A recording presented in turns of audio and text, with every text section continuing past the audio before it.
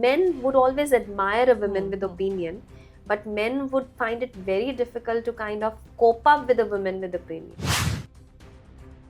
That was always expected कि तुम मतलब yes, if you're a woman, तो you would have to be following the or obeying a man.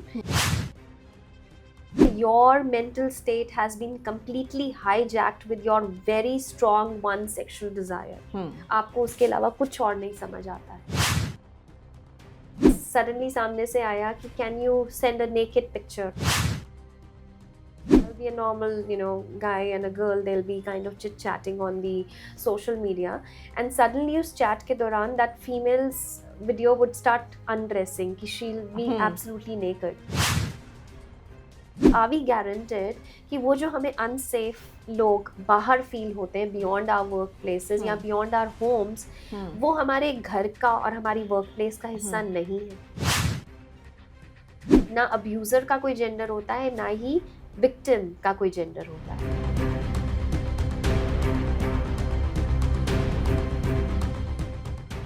Sexual harassment हमेशा violence से शुरू नहीं होता. कभी कभी ये एक ऐसे जोक से शुरू होता है जो लिमिट क्रॉस कर जाता है. एक ऐसा मैसेज जो किसी को अनकंफर्टेबल महसूस करवा देता है. ये सिर्फ अंधेरी जगहों में नहीं होता, ये कहीं पर भी हो सकता है. ऑफिसेज में, मीटिंग रूम्स में, कॉरिडोर्स में, कहीं पर भी. Today's conversation is not about blaming, it's about awareness and responsibility. Because a safe workplace is not a favor, it's a right. Welcome to Women Who Inspire on the Real Room with Prabdeep. And to guide us through this important conversation, we have with us Miss Manjula Sularia, a life coach, social entrepreneur, sex educator, POSH and POXO trainer, TEDx speaker, and a strong voice in prevention of sexual abuse and workplace harassment. Let's welcome Mrs. Manjula. Manjula, welcome to our show, Women Who Inspire. Thank you so much, Prabdeep ji. It's a privilege to be here. And Manjula, अगर हम sexual harassment की बात करते हैं सबसे पहले, Right. what is sexual harassment? ये सिर्फ physical contact है या कुछ और भी है? Yeah, I can really correlate कि होता वही है कि जब हम ये वर्ड सुनते हैं sexual harassment, तो हमें उस intensity पे कुछ समझ आने लगता है कि कुछ उतना drastic हुआ जिसमें actual किसी तरह का sexual closeness या intimacy थी. But harassment, I think we need to define it, maybe by segregating both the words कि sexual क्या है और harassment क्या है. तो harassment को अगर मैं सरल हिंदी में कहती हूँ तो it is उत्पीड़न. उत्पीड़न है जहाँ पर yes, somebody felt uncomfortable या किसी की will के बिना हमने उनके साथ कुछ भी जो हमारा व्यवहार था जो उनके लिए एक परेशानी का कारण बन गया. So that's harassment. Now sexual जो हमें लगता है कि yes कहीं में भी उतना ही कोई somebody came in with that close proximity जहाँ पे सचमुच कोई sexual intimacy या sexual intercourse हुआ तभी वो harassment था. It is जहाँ पे कुछ भी sexual intent से हुआ. Now intent is आपका इरादा, आपका मंशा, right? अब मैंने किसी को देखा ही और वो सामने वाले को ऐसा लगा कि कोई मेरे को yes मेरी स्पेशली सेल्फ डिग्निटी को या मेरे स्वाभिमान को ठेस पहुंचा रहा है या जहाँ कहीं ना कहीं just because I am of a certain gender या मेरी बॉडी को देखकर मुझे किसी ने अनकंफर्टेबल फील करा दिया, तो that is sexual harassment. So it can B only by just seeing, it can be either only through words, and वो वर्ड्स जिसमें आपने सेक्शुअल वर्ड भी यूज नहीं किए. Okay, right. आप बहुत अच्छी लग रही हैं, राइट. अब इसी को कहने के अलग अलग तरीके हैं. प्रदीप जी आप बहुत अच्छी लग रही हैं, right, and I feel yes. And then एक है कि प्रदीप आज तो बहुत अच्छी लग रही है, राइट. तो जिसमें वही बात है कि मेरा जो टोन था, मेरा जो वे ऑफ एक्सप्रेशन था, वहीं पे जो मेरा इंटेंशन है, अगर वो कहीं डेरोगेटरी लगता है या कहीं उसमें लगता है कि कोई सेक्शुअल इंटेंट है, it is all covered under sexual harassment. And then उसमें भी आज अगर हम बात करें, there is a lot of sexual harassment which happens in the cyber space. Okay, right. In fact अभी इन द प्रेजेंट टाइम्स उसके केसेस ज़्यादा बढ़ गए हैं, राइट. आई थिंक वो जो हम मेटा स्पेस भी कहते हैं, last 2 years there was something which became very popular as a concept जिसको हम मेटा रेप कहते थे.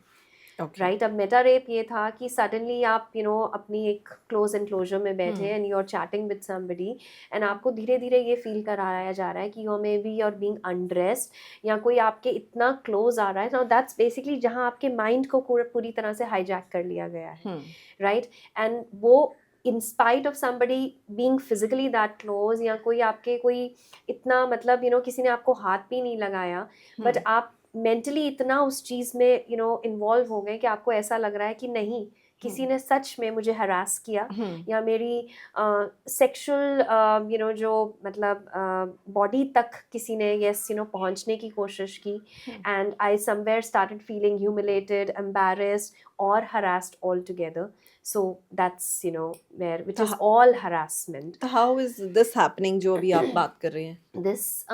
This is very normal. Like अभी I think एक video went viral which was Akshay Kumar की डॉटर के साथ एक एपिसोड हुआ था कि she was playing an online game and उसमें ऑनलाइन गेमिंग में अक्सर ये होता है कि जो आपके साथ फेलो गेमर्स होते हैं वो अक्सर वो लोग होते हैं जो आपको पता भी नहीं है. They can be from any part of the world, they can be of any age group, right? It's just that you looking okay online app available है, somebody says I'm interested in playing and you start playing, right? So that's what Akshay Kumar's daughter was also. She was into an online game and जो fellow, and normally they don't even talk to each other, okay, right? Maximum वो एक दूसरे को encourage करेंगे या sometimes they would even kind of start using a little rowdy language or abusive language just to pull down the other person या वो अच्छा perform ना कर पाए.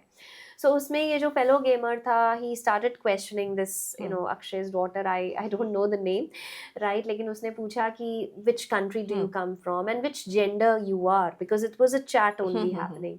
So she said I'm a female, and suddenly सामने से आया कि can you send a naked picture, nude picture of yours, and वो बच्ची बहुत डर गई और उसने गेम बंद कर दिया. अब कंसर्न ये है कि ये तो because Akshay Kumar, because he had that courage to be vocal about it and इस चीज़ को एक हमने नेशन लेवल कंसर्न एक्सप्रेस किया, but then this is very very normal, right. अब जिसमें वही बात है कि कल को it starts with sharing a nude picture. उसके बाद ये तो है कि आपने विलिंगली शेयर कर दिया, दूसरा है कि आपकी पिक्चर को ही वैसे रिप्रेजेंट किया गया, राइट. मतलब it's giving those signals to your mind कि something is wrong happening, something which is beyond my willingness.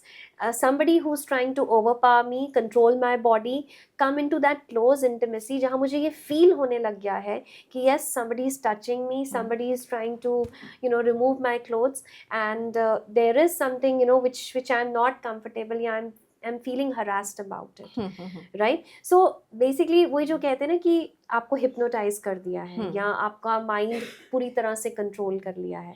दूसरा आपको जैसा विश्वास दिलाने लग गया है आप उससे मान रहे हैं. जो हम लोग वो कहते हैं हनी ट्रैप्स कहते हैं, राइट. तो प्रीवियसली क्या होने लग गया था कि there will be a normal guy and a girl, there will be kind of chit chatting on the social media, and suddenly उस चैट के दौरान that females video would start undressing कि she'll be absolutely naked, and then there'll be a screenshot popped on to the guy's screen कि अब तुमने मेरी ऐसी photo खींची या तुमने मेरे को इस तरह से प्रमोट किया. उसके बाद that blackmailing starts. Okay, right? So a lot of men were facing this harassment. So anything which includes that sexual intent or sexual content being shared, it is part of sexual harassment. जिसमें फिर बहुत obvious हो जाता है pornography. आप अगर किसी को इस तरह की अश्लील तस्वीरें या वीडियोस शेयर कर रहे हैं तो वो as it is, yes, it is covered under sexual harassment. दूसरा अभी जो रीसेंट डेवलपमेंट हुआ है उसमें ये है कि इवन आपने नहीं शेयर किया, लेकिन इट्स वेरी कॉमन कि आज हमारे पास बहुत सारा कंटेंट इधर उधर से आ जाता है, being part of different groups also. आपके फ़ोन में कुछ ऐसा कंटेंट पड़ा है, राइट, जो आपने खुद नहीं डाउनलोड किया, बट वो कहीं से आ गया या समथिंग करके, and tomorrow if somebody says कि I have a doubt in this person's character या ये मुझे हरास कर रहा था, और आपके फोन में अगर ऐसा कंटेंट निकल आता है, then also it is considered to be that you are harassing somebody. It is covered under sexual harassment. Okay, yes. Normally हम देखते हैं वर्क स्पेस पे, ऑफिसेज में सेक्सुअल हैरेसमेंट बहुत ज्यादा हाई हो चुका है, right. तो वहाँ पे क्या होता है? देखिए, सबसे पहले तो वी नीड टू अंडरस्टैंड कि ये हरासमेंट क्या है हरासमेंट? वही है कि यस मुझे कुछ अच्छा लग रहा है लेकिन ऑपोजिट जिसके साथ I am trying to, just because of my I'm liking it or I'm finding that entertainment in it or I'm enjoying it, but the other person is feeling uncomfortable about it. So even though it is, yes, for one side it is I mean a kind of a good situation, but then it becomes an harassment for the other side. I think हम वही जब हम sexual harassment at workplace की बात कर रहे हैं, we need to go back to our homes. क्योंकि हम जिस तरह से जैसे समाज से आते हैं कि स्पेशली जहाँ पे सेक्सुअलिटी को लेकर, सेक्सुअल रिलेशंस को लेकर हम बहुत हर चीज़ को अंडर द ब्लैंकेट रखना चाहते हैं. आज शादियाँ टाइम पे नहीं हो रही हैं या शादी हो ही नहीं रही है, लेकिन इसका मतलब ये नहीं है कि किसी के सेक्सुअल डिज़ायर्स भी यस मतलब वो फील नहीं कर रहे हैं, राइट. अब उसमें वही बात है कि yes आपको एक स्कोप मिल जाता है to work with the other gender and that too in a close proximity, right. अब जैसे हम बैठे हुए हैं तो मतलब स्पेशली अगर हम आईटी कल्चर में बात करें which is it is like you're sitting just neck to neck only and then you're operating in those night hours, जो कुछ हमारा एक तरह से एक मेंटल मेकअप वैसा है या मेंटल हमारा टोटल आउटलुक ही वैसा है कि रात के बाद yes you are involved into such kind of activities and आपको वो desire feel हो रहा है. सबसे बड़ी बात ये then you're there with the other gender in a closed space. तो everything gets मतलब complimented. आपको वो सारा एक वैसा माहौल महसूस होने लगता है. I had discussed with you off the camera also कि one of the posh cases that we were handling, तो जिसमें वही हुआ कि there was a male and a female in an IT setup and वो फीमेल ने कहा होगा कि लाइट्स ऑन कर दो, मुझे वो कैमरा के स्पेस मतलब उससे कंप्यूटर का ग्लेयर पड़ रहा है. सो द गाय सेज कि लाइट्स बंद रहने दे, अंधेरे में ही तो मज़ा आता है, राइट. अब देखिए ये एक थॉट प्रोसेस है, ये एक मेंटल वो है कि वो कहने को एक आईटी प्रोफेशनल है, वो कहने को अपनी वर्क प्लेस पे है, वो कहने को अपनी वर्क कलीग के साथ बैठा है, लेकिन दिमाग में ये चल रहा है कि रात हो चुकी है, मैं एक लड़की के साथ बैठा हूँ और अगर लाइट्स बंद हैं तो may be it's like time to freak out, right. So ये तो चलिए आईटी कल्चर का. अगर हम वैसे भी देखें एंड इवन उनका भी देखें जो लोग मैरिड हैं, marriage is not every day a bed of roses, right. आपके उतार चढ़ाव भी होते हैं, आपस में परेशानियां भी होती हैं, कई बार लड़ाइयाँ भी होती हैं, राइट. आप घर से अपने पार्टनर से लड़कर आ रहे हैं and then when you reach your work space अचानक से आपको एक बहुत सजी धजी फीमेल मिलती है, right. And she is also in her best of her ability, she will be smiling, she will be yes मतलब even if she specially a junior तो she is ready to take up all your orders, right. Be give her best of her performance in her area of work, तो आपको लगेगा यार इसको कोई problem नहीं है, ये तो हम हर चीज़ बहुत अच्छे से कर रही है and maybe she is a better person than my partner there, right. And when you are matlab coming together as opposite genders, so attractions develop hona is something very normal, right. फिर उसी में आपको लगता है कि yes ये मेरी बात सुनती है, राइट. ये मेरे साथ मतलब अच्छे से बिहेव करती है, वेल ग्रूम्ड है, तो I think she is a better person, right. And दूसरा ये है कि yes बहुत बार it's not just about working together, it's even sharing your personal time at your work place together, जिसमें आप इकट्ठे चाय पी रहे हैं, आप इकट्ठे खाना खा रहे हैं, तो वो एक धीरे ओवर द टाइम आपकी एक इंक्लिनेशन एक झुकाव बनने लगता है दूसरे की तरफ. एंड स्पेसिफिकली जहाँ पे वो एक junior in capacity in position है, तो आपको लगता है कि अगर मैं थोड़ा सा उसको अपने सामने बिठाए भी रखता हूँ या थोड़ा सा उसको देख भी लेता हूँ जिसमें मुझे अच्छा लग रहा है, तो इसमें गलत ही क्या है, विदाउट रियलाइजिंग कि जो मुझे ठीक लग रहा है वो मे बी दूसरे के लिए एक तरह का एक हरासमेंट, एक तरह का कॉम्प्लिकेशन बन रहा है. Once we were again doing the sensitization program on this harassment at workplace, तो एक फीमेल ने मुझे पूछा कि मैम तब क्या करें जब yes बॉस ने अपने कमरे में बिठाया हुआ है, हमें पता है कि काम का जो डिस्कशन था वो ख़त्म हो चुका है, वो सिर्फ ऐसे ही बैठ के पर्सनल डिस्कशंस इधर उधर की कर रहे हैं, या sometimes they even start questioning इतनी उम्र की हो गई हो, शादी क्यों नहीं करती हो, कुछ मन तो करता होगा to get involve. You feel you're feeling very uncomfortable about it and it's a very kind of an embarrassing situation.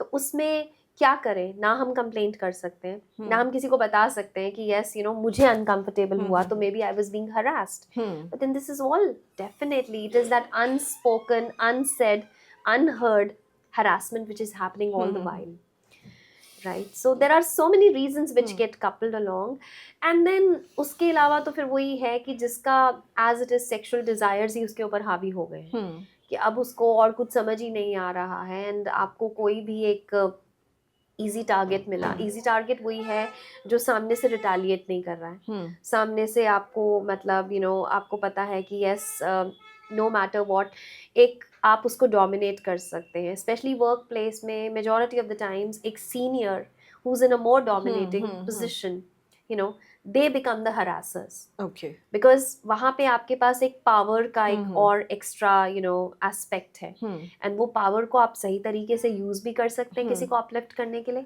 या फिर मिस यूज भी कर सकते हैं किसी को हरास करने के लिए। It is only men harassing women or it can be otherwise also कि women harassing men?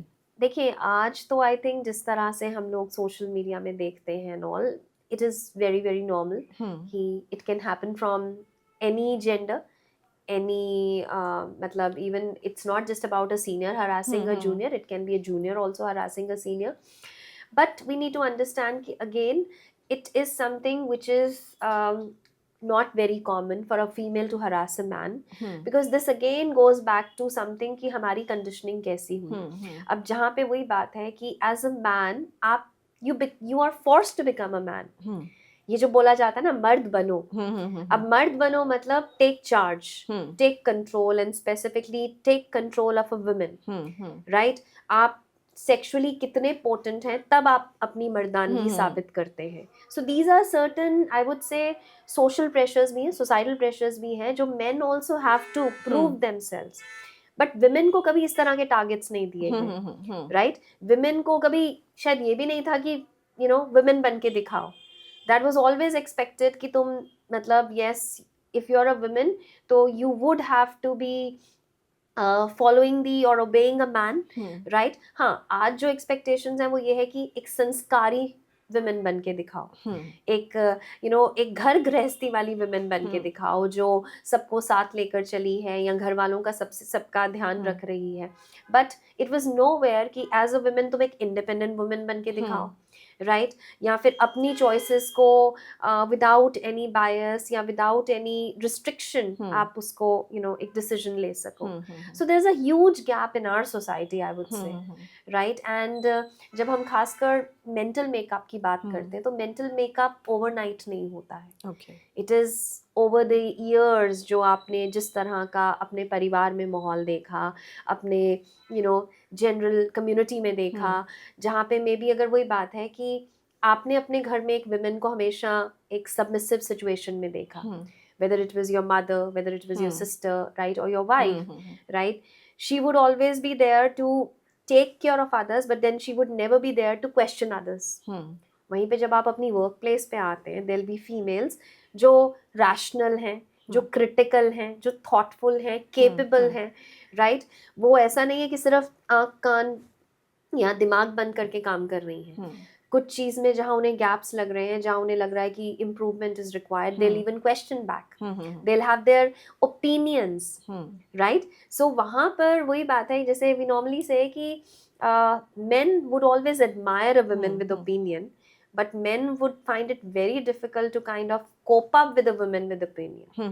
वो opinion वाली woman सिर्फ कार्यस्थल तक होनी चाहिए, मेरे घर में नहीं होनी चाहिए, क्योंकि घर में तो डिफरेंस है, या राइट? वो अगर वर्क प्लेस पे डिसीजंस ले रही है वो you're a very strong woman, but अगर वो घर पे डिसीजन ले रही है तुम्हें पूछा ही किसने था? So there's a total मतलब एक 360 डिग्री शिफ्ट आ जाता है पूरा हमारा थॉट प्रोसेस में।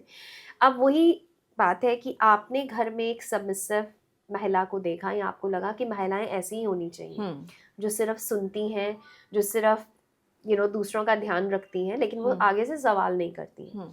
आप अपनी कार्यस्थल पे अपनी वर्क प्लेस में पहुंचते हैं और वहाँ पे वो महिला काम तो अच्छा करती है लेकिन वो सवाल भी पूछती है, एंड समटाइम्स वो आपकी सीनियर भी है या आपकी बॉस भी है, तो कभी कभी तो वो आपको काम करने को भी बोलती है। तो वहाँ पर वो जो नॉर्मल टर्मिनोलॉजी में जिसको हम मेल ईगो कहते हैं वो कहीं एकदम झंझला जाती है कि ये क्या हो रहा है। वहां पे मैं भूल जाता हूँ कि यस, वो जो सामने से मुझे ऑर्डर्स दे रही है या जो मुझे काम बता रही है वो एक्चुअल किस कैपेसिटी में बता रही है। वो मेरी सीनियर है, वो दैट मीन्स वो somebody डेफिनेटली मुझसे ज़्यादा क्वालिफाइड, मुझसे ज़्यादा एक्सपीरियंस्ड है। मेरे लिए eight the end of the day वो एक वुमेन है। तो मेरे लिए बहुत मुश्किल हो जाता है एक वुमेन से ऑर्डर्स लेना या उसको उस रिस्पेक्ट को ऑफर करना जो मैं घर में मैंने अपनी जो मेरी सबसे क्लोज एसोसिएट्स हैं उनको भी कभी रिस्पेक्ट करना नहीं सीखा। Right, so sometimes it's a revenge also when we talk about harassment at workplace, that I would start, okay, you think you're very strong, I have other ways to make you feel weak. I would just give you those strong glances or those strong stares जहाँ पे आपको खुद feel होने लगता है यार इस बंदे को ना ही बुलाओ तो बेहतर है। Right, मंजुला, अब्यूजर्स कौन होते हैं ज्यादातर? पहले तो अब्यूजर्स का ना कोई एज, ना कोई जेंडर, ना कोई धर्म होता है। राइट, अब्यूजर एक मेंटली सिक स्टेट होती है। राइट, क्योंकि जब मैं कह रही हूँ कि ना उसका कोई धर्म है तो ना ही वो किसी का रिश्तेदार है। राइट, उसके लिए, अब्यूजर के लिए वो सामने वाला अपना बच्चा भी हो सकता है। राइट, वो अपना मतलब कोई और रिश्तेदार भी हो सकता है या फिर उससे ज़्यादा वो उसका कोई अपना कलीग भी हो सकता है। राइट, सो जहाँ पर वही बात है, your mental state has been completely hijacked with your very strong one sexual desire. आपको उसके अलावा कुछ और नहीं समझ आता है। राइट, सो अभी हम जैसे harassment, sexual harassment at work place की बात कर रहे थे, तो जहाँ पर हमें आज लगता है कि बाहर समाज सुरक्षित नहीं है। राइट, पीपल आउटसाइड या women are not safe outside because of that unsafe world which prevails around. But are we guaranteed कि वो जो हमें अनसेफ लोग बाहर फील होते हैं बियॉन्ड आवर वर्क प्लेसेस या बियॉन्ड आवर होम्स, वो हमारे घर का और हमारी वर्क प्लेस का हिस्सा नहीं है? That's a big question. That means women or children yes, can be harassed, yes, are harassed at right, home also. exactly. Especially जब हम लोग sexual harassment of children की बात करते हैं, तो it has been proven worldwide that 90% of the abusers are your own people. Okay. Own people means जिनको बच्चा पहले से जानता था, in terms of being a friend, family friend, आपके friend के parents, और maybe somebody from your neighborhood, right, or some uncle or shopkeeper जिनसे आप रोज मिलते हैं, right, so somebody who's been very familiar with the child. And उस 90% में से भी 40% केसेस तो ऐसे हैं which are out of somebody from a very close proximity, very close association, जिसमें वही चीज़ है कि वो बच्चे के इमीडिएट फैमिली का हिस्सा होंगे। Right, I don't want to name any relation क्योंकि वही बात है, अब्यूज़र का कोई रिश्ता होता ही नहीं। लेकिन जब हम लोग बच्चों के साथ इंटरेक्ट करते हैं and we ask them, this comes from the side of children only, कि who can be an abuser, they come up with all naming all relations. It can be चाचा, ताया, मामा, बुआ। मैं वही कह रही हूँ, अब्यूज़र का कोई जेंडर नहीं होता है। राइट, सो वही है कि यस, एक आपका एक सेक्सुअल डिज़ायर इतना इंटेंस हो गया, या फिर sometimes it is just a revenge psychology कि you were abused as a child. I remember meeting somebody who confessed that he was, अब वही बात है कि ना अब्यूज़र का कोई जेंडर होता है ना ही विक्टिम का कोई जेंडर होता है। सो ऐसा नहीं है कि सेक्सुअल अब्यूज़ सिर्फ फीमेल्स के साथ या सिर्फ गर्ल चाइल्ड के साथ होता है, अब्यूज़ बॉयज़ के साथ भी होता है, मेल मेंबर्स के साथ भी होता है। So this guy that I am talking about, उन्होंने बताया कि बचपन में he was abused at his own home from one of his uncle करके। एंड वही बात था कि फैमिली में किसी को बता नहीं पाए। स्पेशली जब मैं बात करती हूँ बॉयज़ या मेन आर अब्यूज, तो मैक्सिमम टाइम्स उसकी रिपोर्टिंग भी नहीं होती है क्योंकि वहाँ पर भी एक स्टिग्मा है कि तुम as a boy, as a man अगर तुम्हारे साथ अब्यूज हुआ तो मे बी तुम मर्द ही नहीं हो, तुम लड़के ही नहीं हो। राइट, तो वो स्टिग्मा रहा एंड जिसकी वजह से there was no open confession, no हाँ मतलब। Then he said gradually I grew up and I grew up to become a teacher, और उसके बाद मैं ट्यूशन्स लेने लगा एंड ट्यूशन्स में जो मेरे पास बच्चे पढ़ने आते थे, मैंने उन्हें सेक्सुअली अब्यूज़ करना शुरू कर दिया। बिकॉज वो एक childhood trauma, you know, in fact there is a psychology में very major impact which is known as adverse childhood syndrome. Okay. आपके साथ अगर आपका बचपन कैसा गुजरा है, हम majority we shape up as individuals like that. एक इंडिविजुअल जिसका चाइल्डहुड बहुत बैलेंस्ड, बहुत पॉजिटिव, बहुत हेल्दी था, तो definitely that person would grow out to be a more balanced, a more positive person. वहीं पर एक इंडिविजुअल जिसका बचपन बहुत ही ज़्यादा हरासिंग, बहुत वायलेंट, बहुत यू नो अग्रेशन के बीच में बीता है, तो कहीं ना कहीं वो इंडिविजुअल के ज़्यादा चांसेस हैं कि वो एक अब्यूज़र या एक क्रिमिनल बने, राइट? क्योंकि एक रिवेंज पॉलिसी, जो आपका एक रिवेंज साइकोलॉजी चलता है कि आज मेरे साथ गलत हुआ, तो वो जो जिस तरह में या जिस स्टेज में मेरे साथ गलत हुआ, now it's my time to give back, right? So वही है कि या तो you were victimized and then eventually you became an abuser, या फिर वही है कि मे बी आपका एक डिजायर जो फुलफिल नहीं हुआ एंड जहाँ पर आपको एक इजी टारगेट मिला, you end up becoming an abuser. But at the end of the day we need to remember abuser किसी के रिश्तेदार नहीं होते हैं, क्योंकि हमें बहुत बार लगता है कि you know ये close knit relations में नहीं होता होगा. Another added on aspect to it is the, you know, when you are addicted, when you're not in that proper mental state only to differentiate between right and wrong, जब आपको सही गलत का फ़र्क नहीं समझ आता है, जहाँ पे वही बात है कि या तो you are an alcoholic, या आप किसी तरह की और यू नो एडिक्शन में हैं, जहाँ पे आपका अपनी सोच समझ बंद हो चुकी है, तो वहाँ पर एक सेक्सुअल डिज़ायर जो अंदर है एंड आपके सामने कोई बच्चा आ जाता है, तो आप भूल जाते हैं कि ये बच्चा मेरा ही अपना है या मेरे ही परिवार का हिस्सा है, तो मुझे उसके साथ ये गलत नहीं करना है, राइट? सो और बहुत सारे, मतलब वही बात है कि सर्कमस्टांसेस तो बनते चले जाते हैं। अब ये जैसे आपने एडिक्शन की बात की या इंटॉक्सिकेशन की बात की, तो ये नॉर्मल कंडीशन में भी लोग अटेम्प्ट करते हैं, मतलब when they are not intoxicated? करते हैं, मतलब मुझे ऐसा लगता है कि शायद it would be very rare of the rarest कि जहाँ पे it is within your own blood. Own blood means कि यू नो रियल फादर ने रियल अपनी डॉटर को या मतलब रियल ब्रदर ने अपनी रियल सिस्टर को अब्यूज़ कर दिया विदाउट एनी इंटॉक्सिकेशन।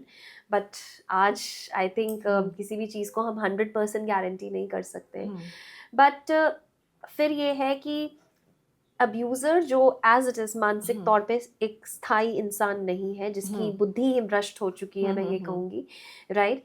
उसको एक जहाँ पे वो एक यू नो एक डिज़ायर या एक जो एक इच्छा इतनी ज़्यादा हावी हो गई है, जिसमें you again come from a so called respectable family, यहाँ पे एक संस्कारी परिवार से आते हैं, तो आप उस डिज़ायर को फुलफिल करने के लिए शायद किसी सेक्स वर्कर के पास तो नहीं जा रहे हैं, क्योंकि वो तो भैया मतलब एक स्टिग्मा है, राइट? पर फिर अब वो कहीं ना कहीं तो डिज़ायर फुलफिल करना है, then you start looking for an easy target.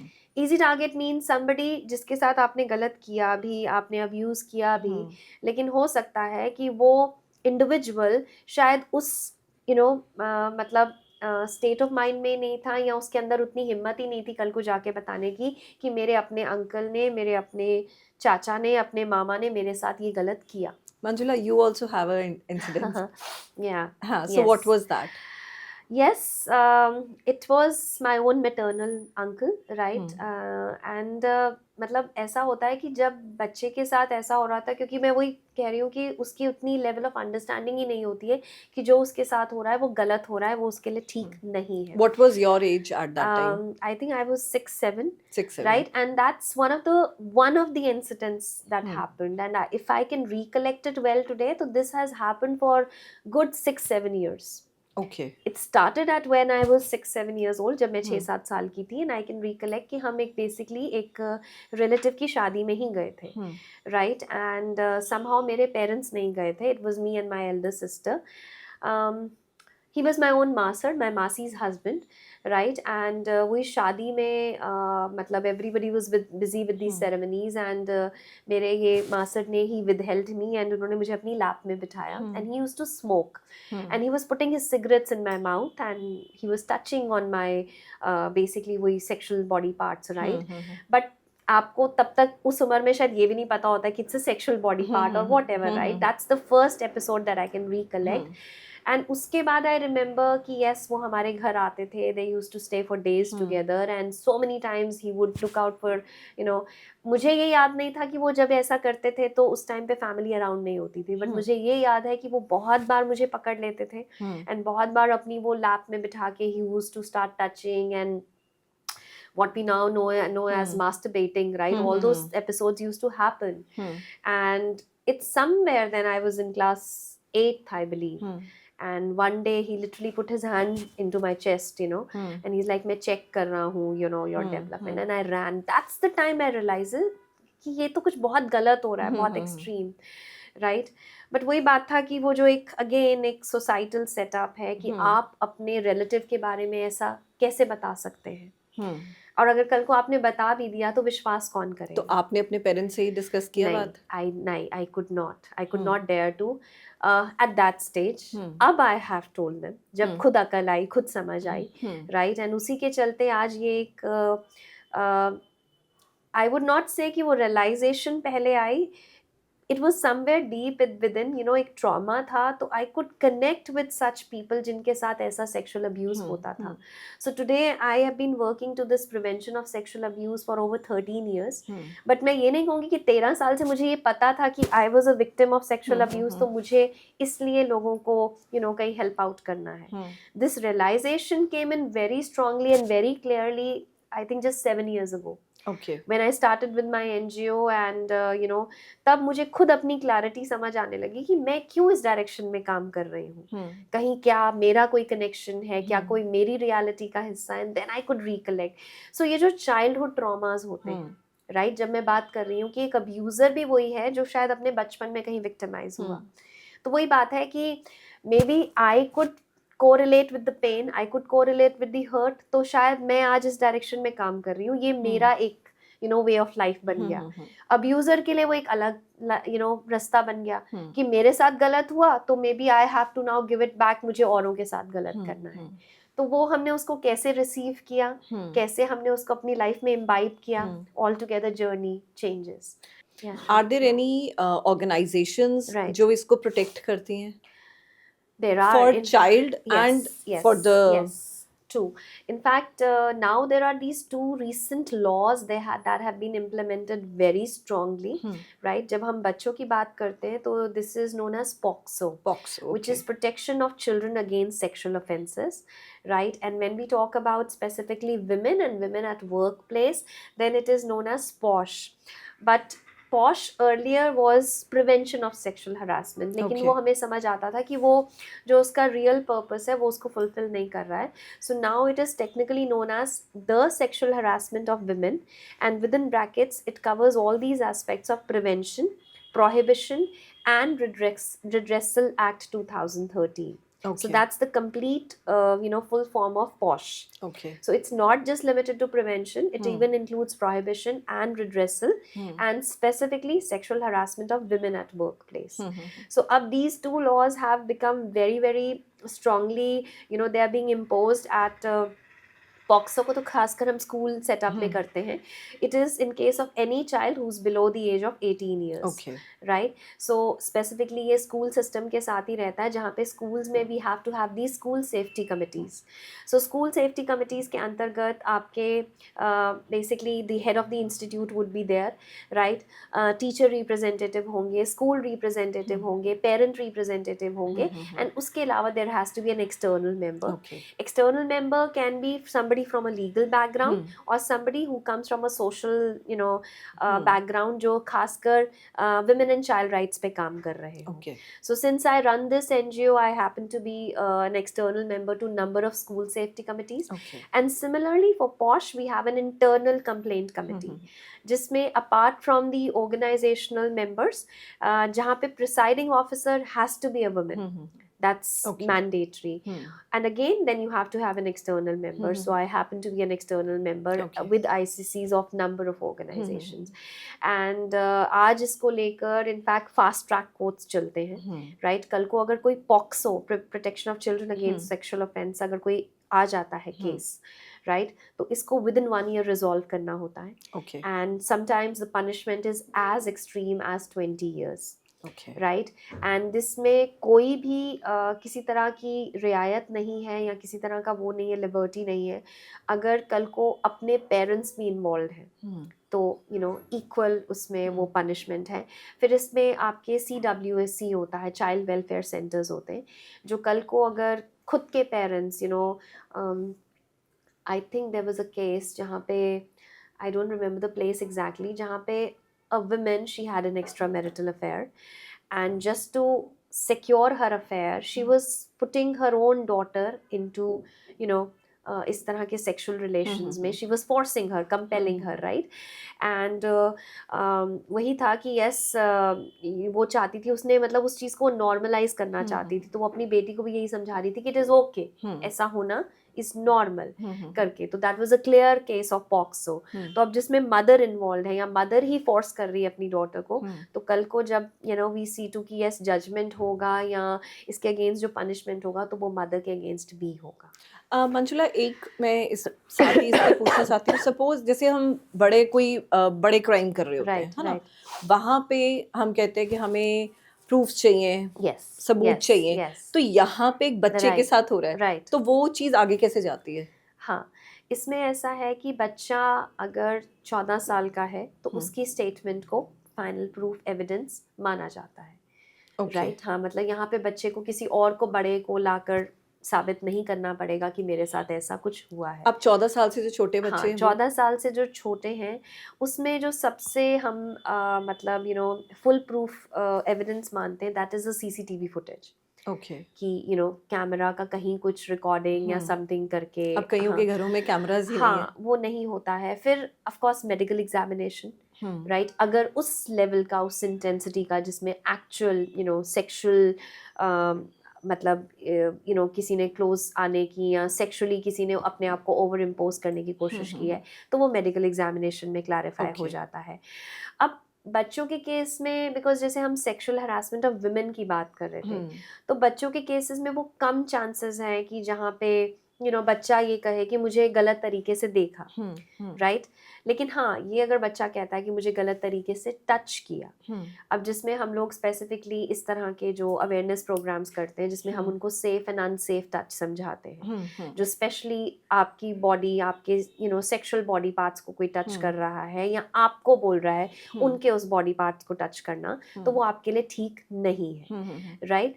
तो इसमें वही बात है कि फिर somebody from the family will be taken as a मतलब as a strong evidence, जहाँ पे बच्चे ने अपने फैमिली में किसी से बात की हो, क्योंकि जब बच्चे को कल को what do you say उनका इंटेरोगेशन भी किया जाता है, तो वो किसी उनके फैमिली, जो 14 साल से छोटे बच्चे हैं, वो उनके किसी फैमिली मेंबर की मौजूदगी में ही किया जाता है, राइट? एंड पॉक्सो के अंतर्गत तो there are special counsellors also, जो फिर बच्चे को, मतलब अगर कल को पुलिस केस भी हो जाता है, तो even with the police department they have to have counsellors, right? जो बच्चे से विदाउट यूनिफॉर्म मतलब मिलेंगे एंड फिर वो इंटेरोगेट करेंगे। कल को बच्चे का जब मेडिकल एग्जामिनेशन होता है, तो मेडिकल एग्जामिनेशन के दौरान भी उनके कोई फैमिली मेंबर पास होने चाहिए। इट इज सेक्सुअल इंटरकोर्स और ओनली हरासमेंट, ये कहाँ सेक्सुअल ऑफेंसेस। अब सेक्सुअल ऑफेंसेस में सेक्सुअल हरासमेंट भी आता है, सेक्सुअल असॉल्ट भी आता है, राइट? कि जैसे आपने वही मोलेस्टेशन हो गया, जैसे आपने उनकी बॉडी को एक फोर्सफुली मिसयूज करने की कोशिश की है। हो सकता है सेक्सुअल इंटरकॉर्स नहीं हुआ, बट आपका इंटेंशन वही था। शायद हो सकता है उससे पहले ही बच्चे ने चीख मार दी या बच्चा वहां से भाग गया, राइट? बट डेफिनेटली अगर आप उस इंटेंशन से या उस इंटेंसिटी से अगर बच्चे के क्लोज आए हैं या बच्चे को आपने फिजिकल डैमेजेस किए हैं, तो वो all under sexual offences cover होता है। ओके, तो ऐसे केसेस आते हैं? आते हैं, राइट। अब इनफैक्ट पॉक्सो के अंतर्गत तो ये भी है कि कल को अगर आपको पता है कि किसी बच्चे के साथ ऐसा हो रहा है, you are not involve into it, but you have the information and आप इसकी रिपोर्टिंग नहीं करते हैं, तब भी it is punishable. Okay, right? Suppose if I have some information and I am not informing it to the respective authorities, तो वो भी, yes, it's a kind of a crime. It's punishable. अब जैसे हम on the other case आते हैं, work work harassment पे। Right right तो वहाँ पे ऐसे कौन से इनिशियल साइंस होते हैं जहाँ हमें पता लगता है कि जो हम इग्नोर नॉर्मली कर देते हैं कि this is a kind of right harassment? Right अब इनफैक्ट ये बात भी है ना प्रदीप जी की जो ये इग्नोर करने वाला एस्पेक्ट भी है ये इंडियन सिनेरियो में आई थिंक मेजॉरिटी फीमेल्स के डीएनए में डाल दिया होता है इग्नोर करो राइट अब ये आज तो चलो क्योंकि वर्क प्लेसेस पे इस तरह की एक स्पेशल आपकी कमिटी बनी है इस तरह का एक लॉ है जो आपको प्रोटेक्ट करता है तो now we are sensitising we are making women aware to talk about it लेकिन देखा जाए शुरू से वही था कि इग्नोर करो सड़क पे चलते किसी ने देखा किसी ने सीटी मारी किसी ने पीछा किया इग्नोर करो राइट और हम मतलब वो बचपन से इग्नोर करते करते हम अपनी वर्क प्लेस पे पहुंच गए अब जब कल को वेरी फ्रैंकली हम लोग इंटरनल कंप्लेंट कमेटी के दौरान जब कल को कोई पॉश केस आ जाता है एंड इन्वेस्टिगेशन स्टार्ट होता है तो majority of the times women are asked आपने इतना कुछ हो गया आपने पहले क्यों नहीं बताया राइट आपने कहा कि वो आपको लिफ्ट पे भी फॉलो करते थे वो आपको पर्सनल टाइम भी मांगते थे या आपको अनकंफर्टेबल पहले भी फील होता था तो आप पहले क्यों नहीं बोली क्योंकि वो पहले इग्नोर करने के उसमें ही थी राइट अब हम अर्ली साइंस की बात करें तो अर्ली भी अगेन डिपेंड्स अपॉन कि उस फीमेल की खुद की अपनी साइकोलॉजी अपना स्टेट ऑफ माइंड क्या है राइट किसी फीमेल के लिए जिसका एक broad exposure है who's more outgoing who would not mind कि ठीक है मतलब since I'm at my workplace and in a co-working space right जहाँ पे all genders work together maybe उसके लिए sitting close holding hands right which is out of आज तो in fact workplaces पे ethical flirting भी बहुत popularize हो गया है right and it's all genders speak about it कि ये तो एथिकल नॉर्म्स पे चलता है राइट करके मे बी वहाँ पे कोई अर्ली साइंस थे ही नहीं वहीं पर कोई फीमेल जो बड़े कंजर्वेटिव एनवायरनमेंट से आती है राइट उसको मतलब इवन अगर किसी ने आउट ऑफ गुड इंटेंशन भी कि वो घर जा रही है एंड किसी ने पूछ लिया कि मैं घर छोड़ दूँ and she feels uncomfortable about that also जहाँ पे उसको ये लगेगा कि मुझे ही क्यों पूछा या वो मुझे क्यों ड्रॉप करना चाहते थे अब यहाँ पे we have to respect the women's comfort मतलब ये बात नहीं है कि उसका एक्सपोजर कितना है या वो किस तरह के फैमिली सेटअप से आती है it is about if she is not comfortable and खासकर अपने पर्सनल टाइम में एक बार आप अपने ऑफिस स्पेस से बाहर आ गए हैं तो घर कैसे जाना है या किसके साथ जाना है that's a personal choice right Similarly, at workspace also, some women, as I said, they would not mind, shaking hands more often or maybe, yes, giving a kind of a healthy hug or something. And there are some women जो एक सीमित दूरी बना के रखना चाहती है कि this is my personal space and इसके beyond किसी को आगे आने की permission नहीं है. So basically वही बात है कि I think mutual understanding मतलब जहाँ पे वी नीड टू अंडरस्टैंड कि हम सब एक कॉमन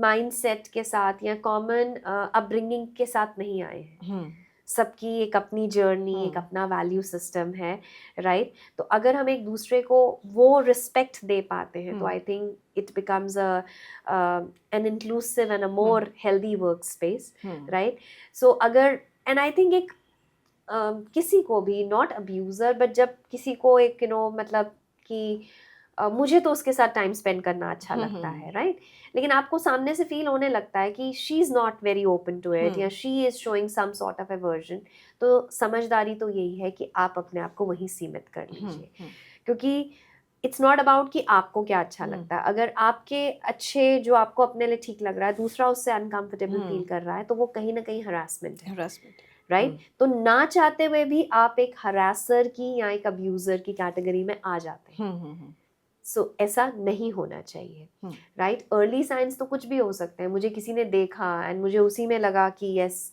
किसी ने मेरे पूरी सेल्फ रिस्पेक्ट या डिग्निटी को ही कहीं डीमीन कर दिया या उसको पूरा ही नीचे झुका दिया so that's also harassment right किसी ने तारीफ ही की लेकिन तारीफ ऐसे की कि मुझे ऐसा लगा कि मैम आप साड़ी में बड़ी मस्त लग रही हैं राइट अब कहने को this is again something a very normal एक स्टेटमेंट है लेकिन मैं उस इंसान से ये सुनना नहीं चाहती थी या मैंने ये एक्सपेक्ट नहीं किया था, तो suddenly I start feeling harassed about it. Yeah so of course it's very subjective, मतलब but I think eventually at the end of the day ये है कि हमें एक दूसरे का कंफर्ट रिस्पेक्ट करना है, अनटिल अनलेस हम एक वो कॉमन ग्राउंड्स ऑफ अंडरस्टैंडिंग पे नहीं पहुंच जाते हैं, राइट? जब मतलब I remember there was another female, she said कि मेरा जो मेल कलीग है वो मुझे हीरोइन करके ही बुलाता है, और हीरोइन कहाँ थी इतने दिन से, राइट? शी सेड जिस दिन वो मेरा नाम ले लेता तो मुझे ऐसा लगता है कि आज वो मुझसे नाराज है। So that's the level of understanding. तो आई थिंक जब हम एक दूसरे को वो वो एक कॉमन ग्राउंड पे समझने लग जाते हैं, जहाँ पे there is comfort, there is trust, जब वो ट्रस्ट बिल्डिंग हो जाती है तो आई थिंक बड़ी से बड़ी बात भी बुरी नहीं लगती है, एंड जब तक वो ट्रस्ट डेवलप नहीं होता है तो छोटी से छोटी बात भी गलत लगने लगती है। बट समटाइम्स ऐसे होता है, जैसे आपने बोला कि हीरोइन बुलाता है या कुछ भी, वो हो सकता है एक अच्छे वे में बुला रहा हो, बट दूसरे को लगे कि ये मुझे हरास कर रहा है। एग्जैक्टली, अब वही बात है ना, it's about the other person who is receiving it.